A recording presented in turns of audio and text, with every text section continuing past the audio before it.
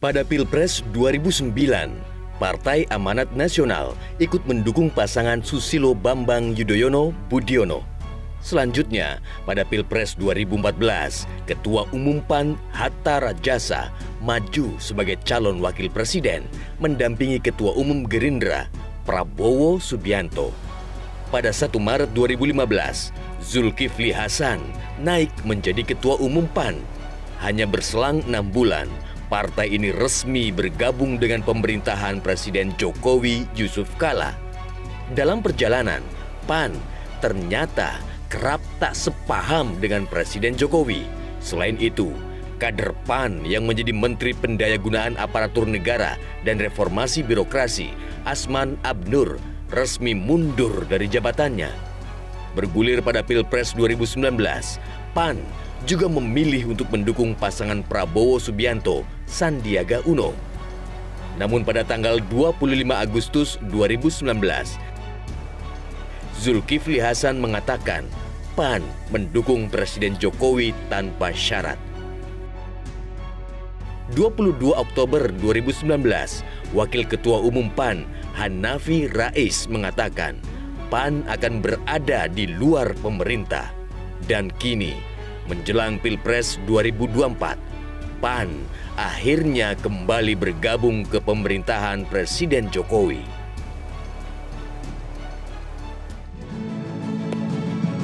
Waduh, partai PAN ini benar-benar ahli bermain zigzag ya. Benar-benar ahli bermain zigzag dari oposisi ke koalisi, koalisi balik lagi ke oposisi, balik lagi ke koalisi. Ini bagaimana dengan Pak Yoga ini dari partai PAN? Setuju nggak itu? Atau memang itu programnya jangka panjang juga, main zigzag terus? Terima kasih Bang Hotman Paris. Saya jelaskan bahwa Partai Amanat Nasional pasca pemerintahan Orde Baru adalah merupakan partai koalisi pemerintah.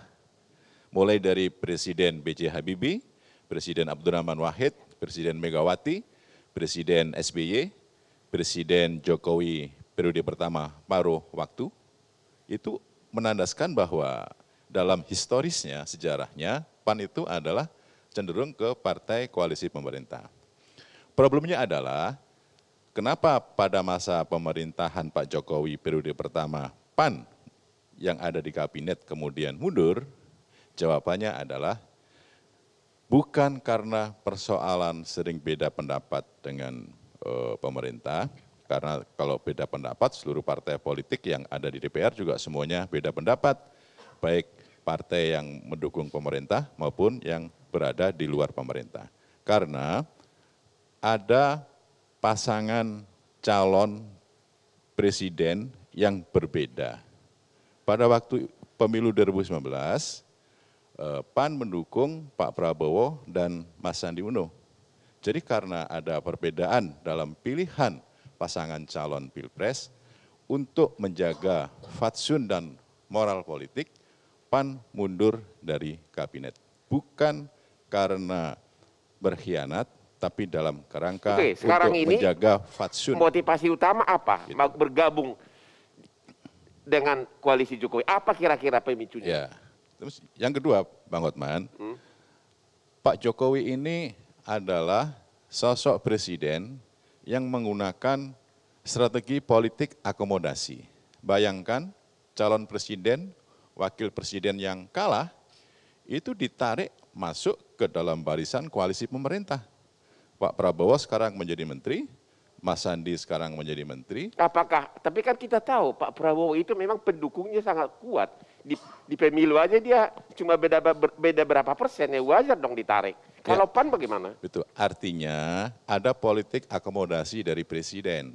Politik gitu. akomodasi politik dari akomodasi presiden. Itu adalah memberikan sebuah spirit bahwa persoalan negeri ini harus diselesaikan secara gotong royong, harus bersama-sama. Jadi Pak Presiden itu menawarkan politik pelangi.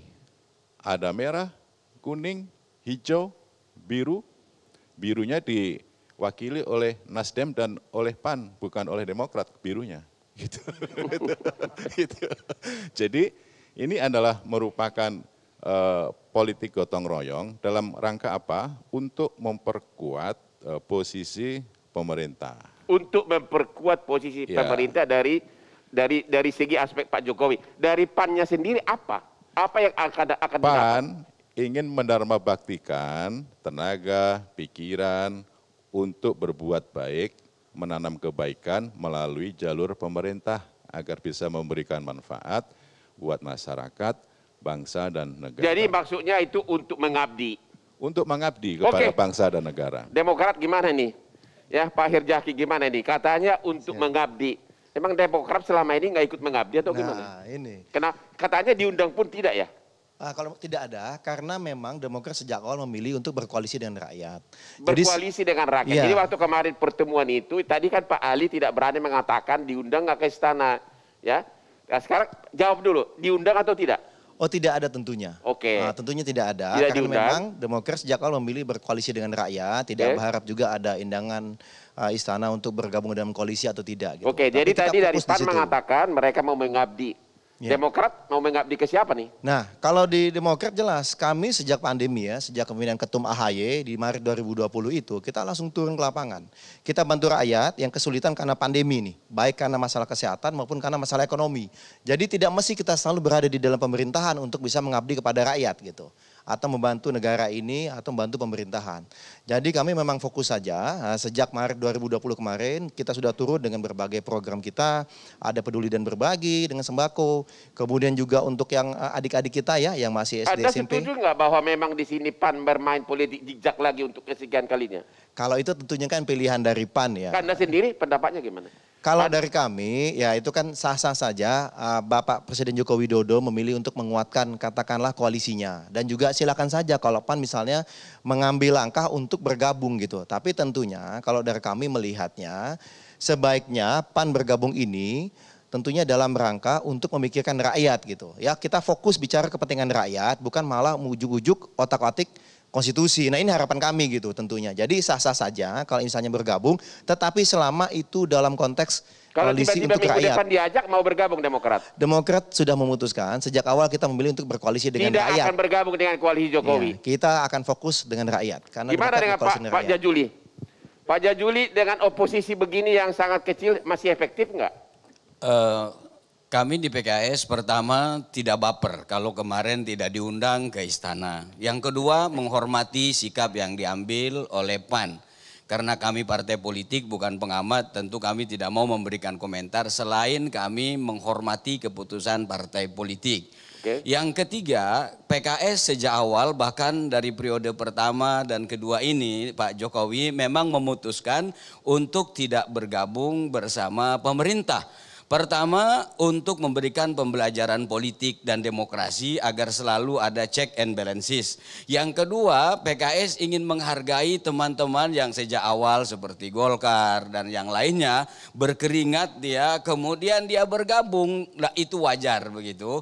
Nanti kalau kami ikut bergabung, ada orang di belakang mungkin, kalau di depan belum tentu berani. Ente ndak berkeringat sekarang main masuk-masuk aja, kan bisa saja begitu. Pak, apakah masuknya PAN ini apa efektifnya bagi koalisi Jokowi?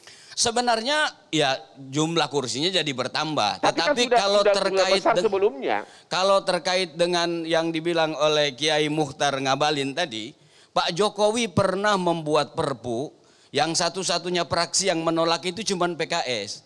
Itu perpu berlaku bisa sampai tahun 2002. Kenapa PKS menolak waktu itu? Karena ada potensi disalahgunakan, tidak mesti disalahgunakan, ada potensi disalahgunakan. Karena itu PKS tidak ingin membuka ruang itu.